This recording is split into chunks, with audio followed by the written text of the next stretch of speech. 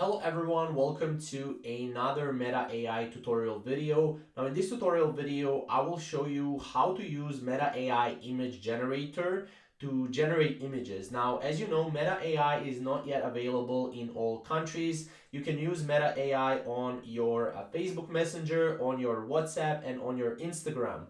Now, try to update all the apps and see if this is available for you. However, as you can see, most of the countries it's only in select countries available. If you go here, we can see more about Meta AI and where it is available completely. So this is how it basically works. You basically go and you can type in the chat, just you can mention Meta AI, and you can basically just go and say, okay, can you generate me this image? Can you generate me that image? Whatever you want, as you can see, you can basically type it in right here, and that will basically be replied with Meta AI.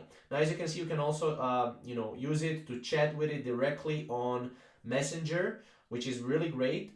Yeah, basically this is how you can generate images. Now, obviously, as you can see, you just want to go to Meta AI in your browser, and here you can click Ask Meta Anything at the bottom of the page. Type in what you want to generate, starting with Imagine, and that's pretty much it. It works like any other image generator, but again, it's not available. As you can see, in my country, it's currently not available. In some countries, it is available, but this is how it looks like. Again, you can generate images in your WhatsApp. If you mention Meta AI, you can generate images in Facebook Messenger. You can generate images in Instagram as well, which will be the case very, very soon, and that you can go and generate images and upload those images to Instagram. That would be a really crazy feature, which we will be able to see very, very soon. So that's pretty much it for this tutorial. That's how you can use it. Obviously, on your computer, it looks like this, but again, if it's available in your country. So hopefully you guys enjoyed the video. Hopefully you find it useful. If you did, leave a like down below, and we'll see you in the next video.